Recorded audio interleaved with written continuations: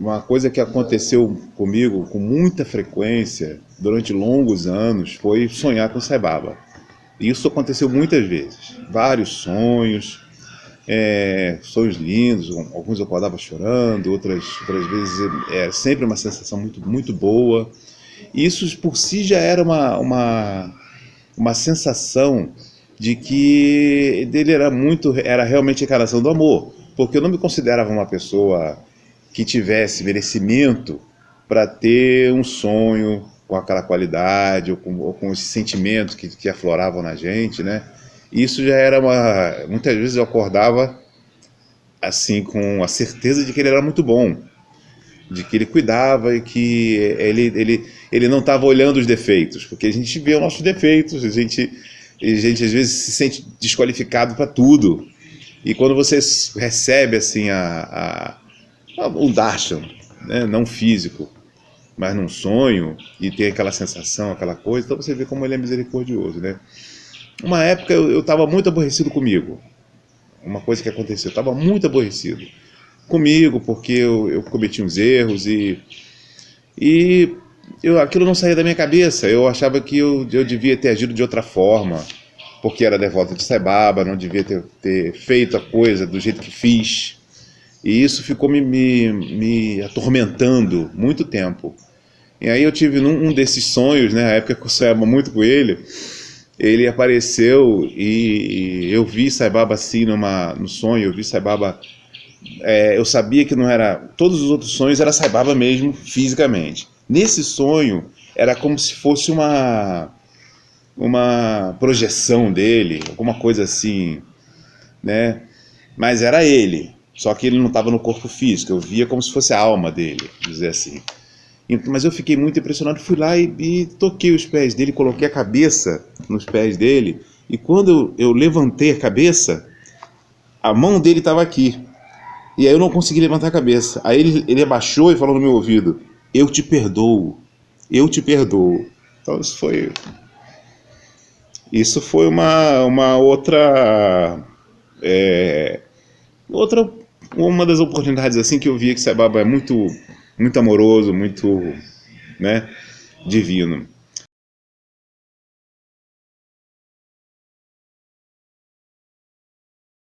Foi que eu tinha ido com meus filhos pequenos, 3 filhos, à praia sozinho com eles. A mãe na época não pôde ir à praia, ficou preocupada e tudo, mas eu falei assim, eu vou com eles. Fui. A praia estava tranquila, né? Eles estavam brincando, os 3 ali, e aí não tinha ondas, não estava perigosa. Mas de repente alguma coisa aconteceu e veio uma onda muito forte, e levou um dos meus filhos, o mais velho, o Gabriel. Então eu tava sozinho, porque a praia, eu costumava ir à praia no final da tarde, 3h30, 4 horas, porque era justamente a hora que tinha pouca gente, e o sol não era muito forte. E aí não tinha ninguém na praia, né? Nem para lá, nem para cá, na praia de Camboinha. Você via uma pessoa muito longe, e justamente eu gostava por isso.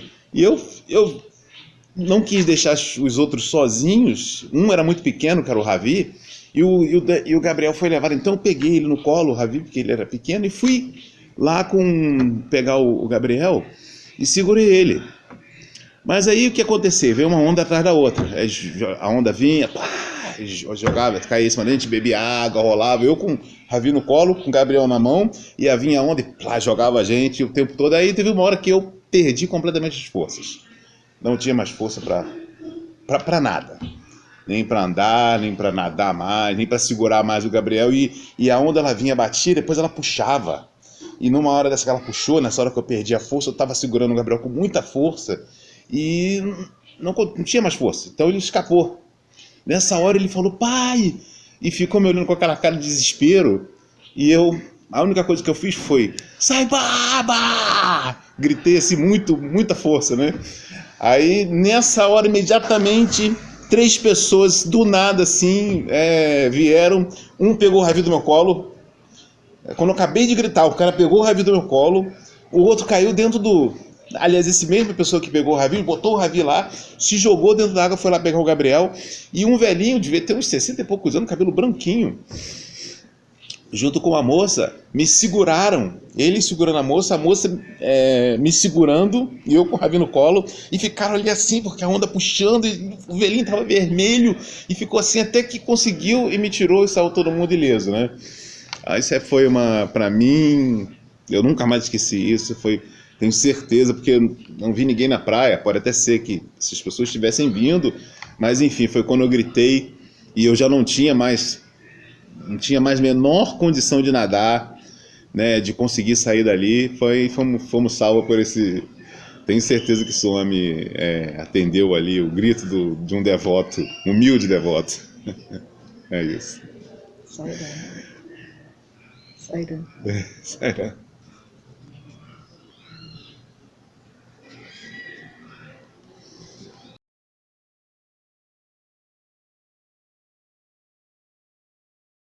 Meu nome é Vera Cristina Silva, as pessoas me conhecem mais como Verinha, e eu sou bióloga de profissão, professora universitária, aposentada, me aposentei recentemente, há 1 ano e meio atrás, fui professora por 28 anos, professora dentro da área de biologia. Eu ensinei invertebrados, que são aqueles bichinhos que muitas pessoas não gostam, têm medo, e que eu sempre achei fascinante. Eu conheci Sai Baba em 1993. Eu fazia parte de um grupo de estudos de temas ligados ao conhecimento interior, à espiritualidade, esoterismo, e através do nosso professor, que era amigo do professor Hermógenes, nós tivemos contato com Sai Baba. Começamos então a estudar a mensagem dele, os textos dele, e achamos muito interessante e ficamos então nos dedicando apenas a isso. Em 97, eu pude ir pela primeira vez à Índia, porque um dos sonhos da minha vida era conhecer a Índia, todas as histórias de esoterismo, de coisas muito diferentes. E quando nós fomos, nós tivemos uma experiência um pouco nesse sentido, mas como nós somos basicamente para conhecer o ashram de Sai Baba, foi mais ligada a conhecer esse aspecto da mensagem dele, vê-lo de perto pela primeira vez e ter contato com o modo como ele lidava com as pessoas até. Isso foi uma coisa muito interessante que me marcou muito, porque ele era muito atencioso, muito amoroso. Eu sentia uma hospitalidade muito calorosa, né? Todos os visitantes eram bem recebidos. Como foi perto do Natal e no novo final de ano, nós ganhamos um presente. Sempre havia o que se chama prachada, que são os alimentos que eles nos entregavam, então docinho de coco, docinho de leite, um outro docinho, e aquilo para mim era uma coisa muito diferente, que eu indo até um mestre, ele se preocupasse em nos agradar, nos dar alguma coisa, né? E conversava com as pessoas que conseguiam ficar ali próximas, porque sempre era muita gente, mas sempre uma atenção muito focada, né? Quando ele falava com uma pessoa, ele estava falando com aquela pessoa. Então isso foi uma coisa muito, muito marcante. Eu pude voltar à Índia muitas vezes, talvez umas 15 vezes até agora, em várias vezes ainda com ele vivo, e várias vezes depois que ele faleceu. E continuo voltando porque eu sinto que é um lugar muito especial, que eu consigo me desligar das coisas do mundo e focar na minha jornada interior. Que isso para mim é uma das coisas mais importantes. Esse é o grande ensinamento que eu obtive de Sai Baba. E quando eu penso no que isso teve influência na minha vida, eu sou muito crítica. Eu sou uma pessoa muito crítica comigo, com os outros, né? Mesmo não querendo ser, às vezes, muito crítica. E às vezes eu tendo a achar, eu não mudei nada, né? Nesses anos todos, 25 anos, alguma coisa assim, eu não mudei nada, eu seria a mesma pessoa.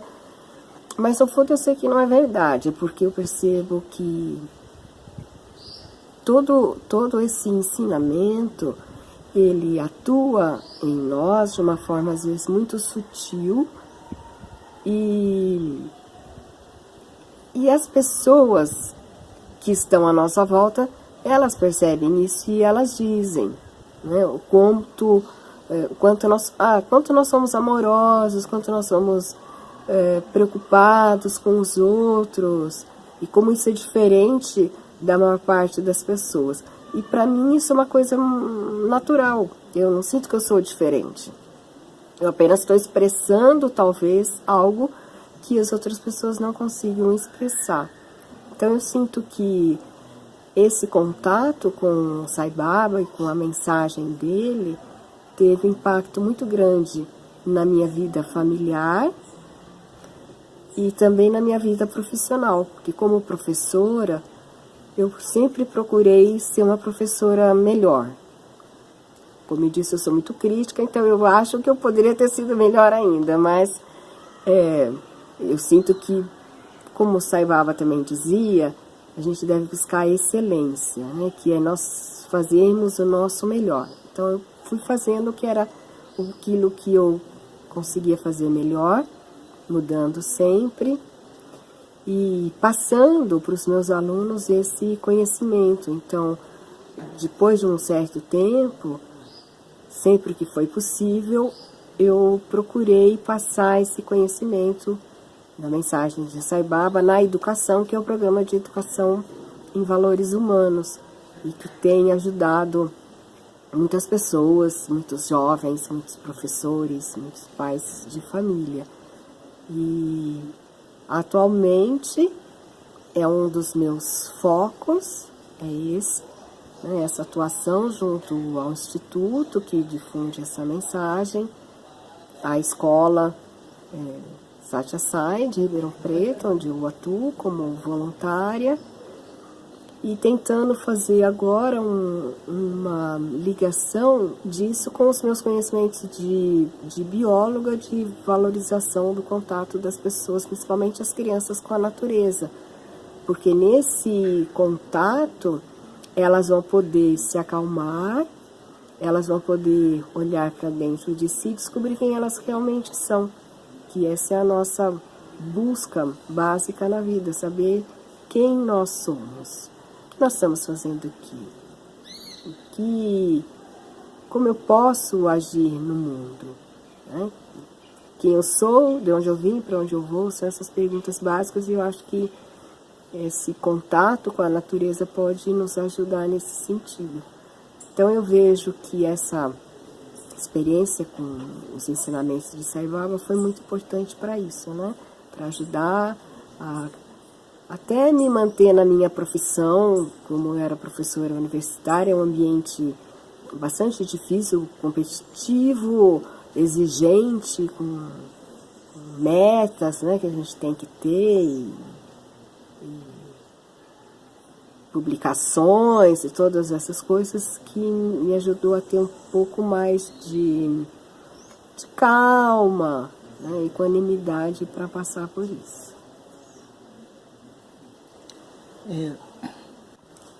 Quando eu penso nos jovens e nas crianças de hoje, eu acho que uma das coisas importantes é que eles primeiro acreditem em si. Depois que eles confiem que eles têm um mestre interno, que essa é a verdadeira natureza deles, na verdade, eles são esse mestre, e que é muito importante que eles possam acalmar a mente, acalmar o coração, para terem contato com esse aspecto interno. E quando eu falava da importância da natureza, do contato da natureza, é porque ela nos propicia isso, né? Sai Baba, ele sempre gostava de fazer uns trocadilhos com palavras, e ele dizia que ao invés da internet, nós deveríamos desenvolver a innernet, que é essa conexão interna. A internet, ela pode ser muito interessante, as mídias digitais todas, como instrumentos, mas elas nunca vão suplantar essa importância da conexão da pessoa com ela mesma. E as pessoas vão ter que buscar isso através das suas possibilidades, das suas habilidades, tendências. Então, alguns vão fazer isso através da música, através de uma expressão corporal, um esporte, através do contato com a natureza, o canto, o teatro. Então, eu acho que a arte é um canal importante que favorece isso. O contato com a natureza é outro canal importante. E também, como o Sai Baba mesmo falou muitas vezes, o serviço.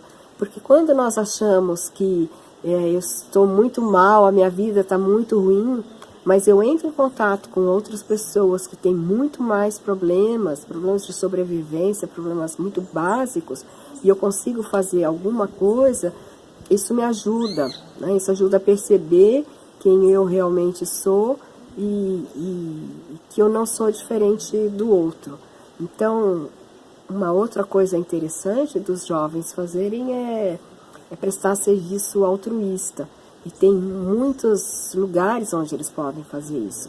Muitas vezes nas suas próprias comunidades, muitas vezes na sua própria família, sendo um pouquinho mais paciente com as pessoas mais velhas, ajudando um pouco mais em casa. E depois também fora, na sua escola, no seu grupo de amigos e em outras organizações, né, que não precisam ser organizações espirituais, mas tem várias organizações hoje em que o jovem pode se engajar e fazer isso. Mas não deixar de acreditar que ele tem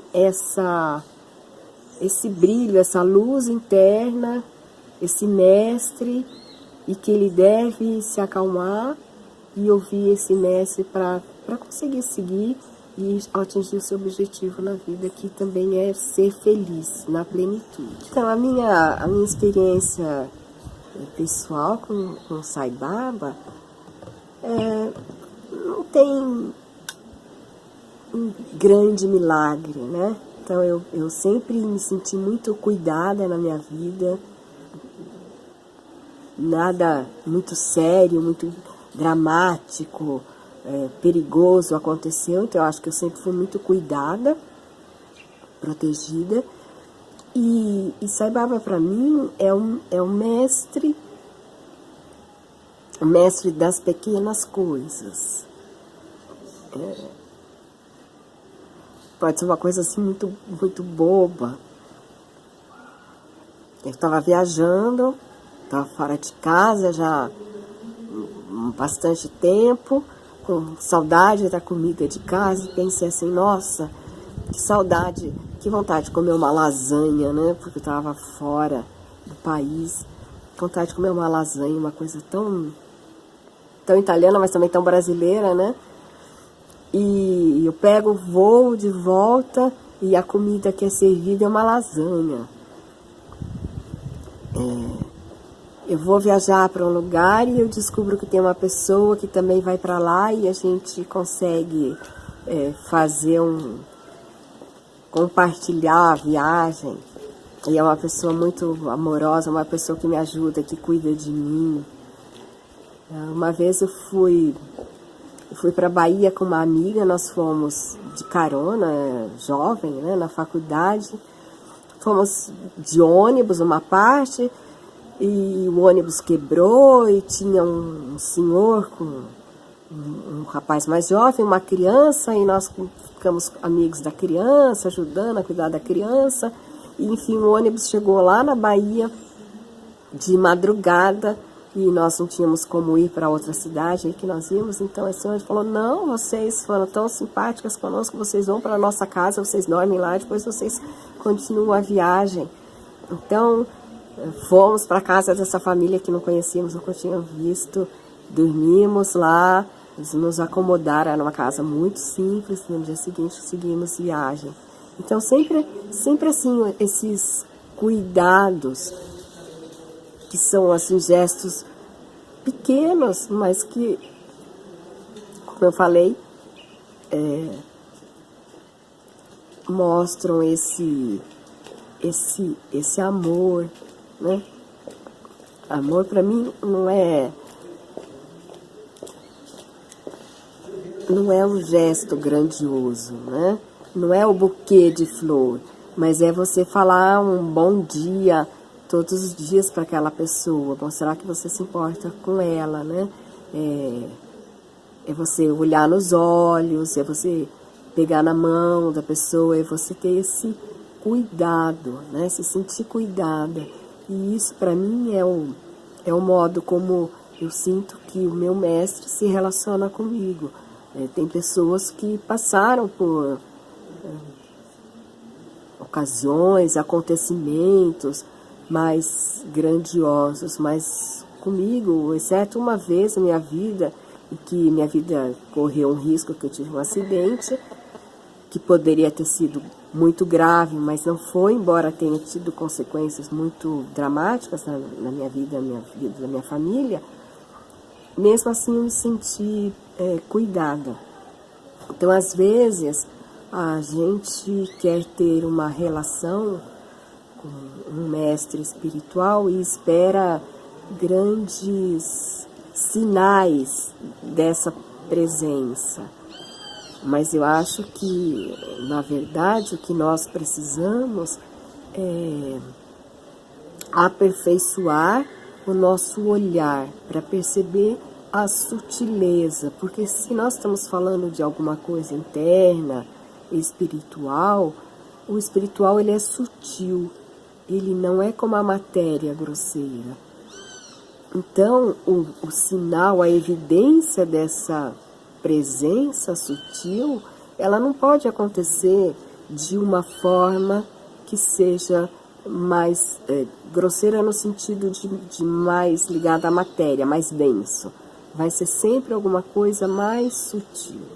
E isso também é um aprendizado, né? A gente precisa aperfeiçoar o nosso olhar, aperfeiçoar todos os nossos sentidos para perceber isso.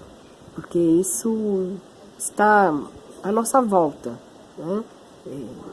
Como o mestre Sai Baba disse, né? Eu estou à sua frente, eu estou aos seus lados, eu estou atrás, eu estou em cima, eu estou embaixo. Isso quer dizer que ele nos permeia a nossa vida. Então a gente tem que desenvolver os nossos sentidos até para perceber essa presença sutil, mas firme e necessária como o ar que a gente respira. A gente não percebe que tem o ar, mas se nós entrarmos num lugar sem ar, nós vamos morrer. Nós vamos deixar de existir. Então, a gente precisa desenvolver essa sutileza, né? Sairã. Obrigada. Sairã.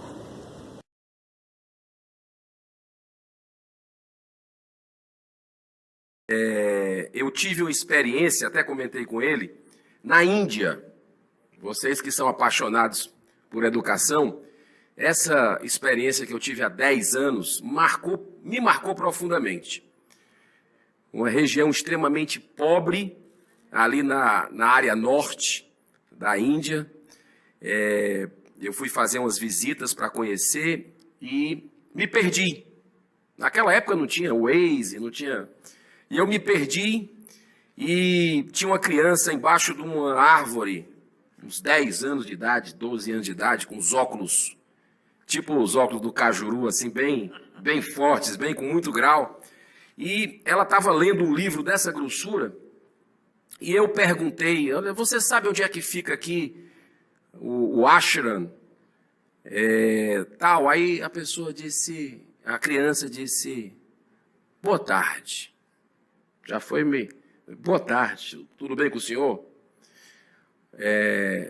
fica por aqui, o senhor vai, pega ali a esquerda, tudo em inglês. Não é educação.